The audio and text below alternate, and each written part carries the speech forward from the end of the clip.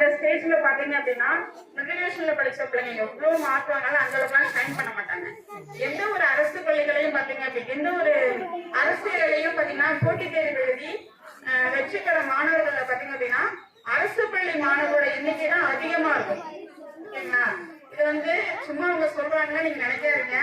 நான் சொல்றது நீங்க நம்பவும் வேணாம். நீங்க வந்துட்டு நிறைய இப்ப மொபைல்ல நம்ம நிறைய யூடியூப்லாம் பாக்குறோம்ல, அதெல்லாம் எடுத்து பாருங்க.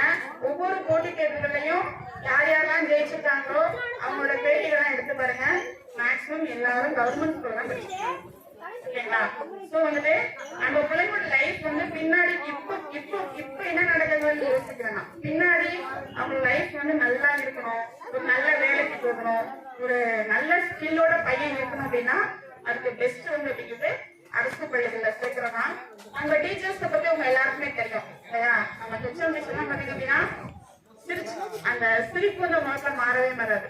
அதே மாதிரி போட்டி நடக்குது அப்படின்னா நிறைய ஸ்கூல்ஸ் வரமாட்டாங்க. கேட்டா இந்த வேலை இருக்கு அந்த வேலை இருக்குன்னு ஒரு சில ஸ்கூல்ஸ் வராமலாம் இருப்பாங்க. ஆனா அப்படின்னா எல்லா போட்டிகளையும் பாத்தீங்க அப்படின்னா டீச்சர் வந்துடுறாங்க. டீச்சர்ஸ் யாரும் இல்லைன்னா கூட ஹெச்எம் டீச்சர் என்ன பண்ணாங்க பசங்க வந்துட்டு கிளம்பி வந்துருவாங்க. ஸோ வந்துட்டு அவங்க அவங்க அவ்வளவு ஆர்வமா இருக்காங்க இல்லையா?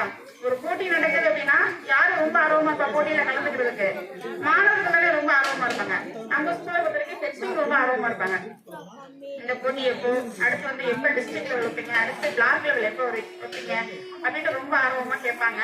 அதே மாதிரி டீச்சர்ஸ்லாம் இளங்கோவன் சார் ரொம்ப நாளா இங்கதான் இருக்காங்க அப்படியா?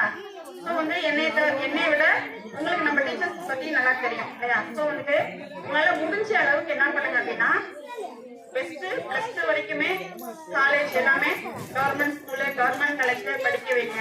அது ரொம்ப யூஸ்ஃபுல்லா இருக்கும். இப்போ நிறைய ஸ்கீம்ஸ்லாம் வேற இருக்கு இல்லையா? ஸோ வந்துட்டு நம்மளோட மக்களுடைய ஃபியூச்சர் வந்து கண்டிப்பா பிரைட்டா இருக்கும். அதே மாதிரி எஸ்எம்சி மெம்பர்ஸ் தான் இருக்கீங்கன்னு நினைக்கிறேன்.